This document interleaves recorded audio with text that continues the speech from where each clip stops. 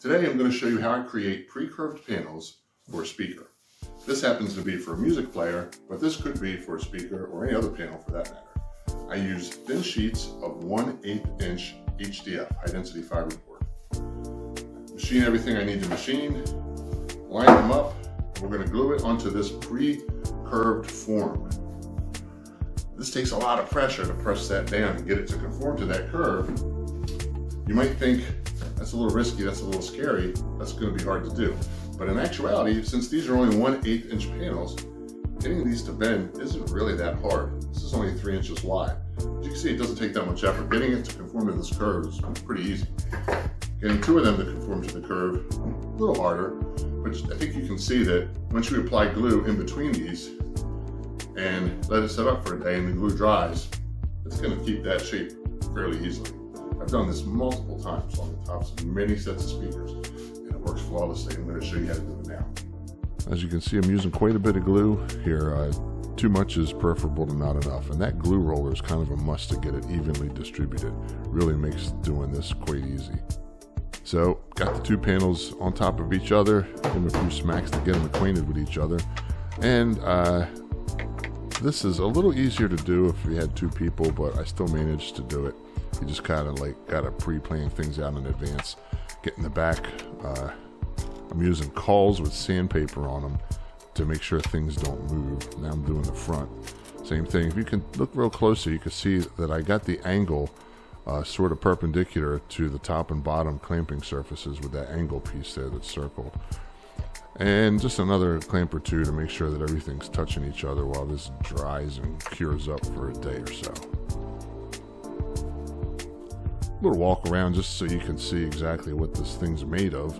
Not very complicated, just a bunch of curves glued together, and I sort of made a frame just to keep everything in place. So these panels have had about a day to dry and cure in this clamped jig. So let's take the clamps off and see how we did. So yeah, this is kind of sped up. I think I sped it up about 500% or so.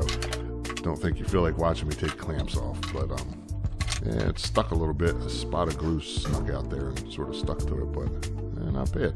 Put a little blue painter's tape on there to try to keep the panels from moving as I glued, but moved a little bit, but pretty much stayed put. Yeah, the knock test. Sounds solid. I like that. Looks pretty good. You can tell that basically it's all glued, adhered one layer to another. So let's hold it up approximately where it was and see if there's any gap between the form.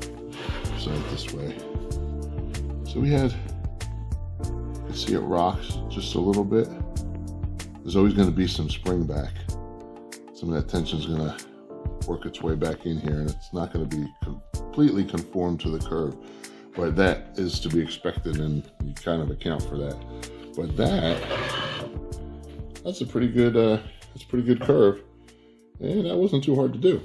So the way I made this curved panel jig is I just created one curve that I liked.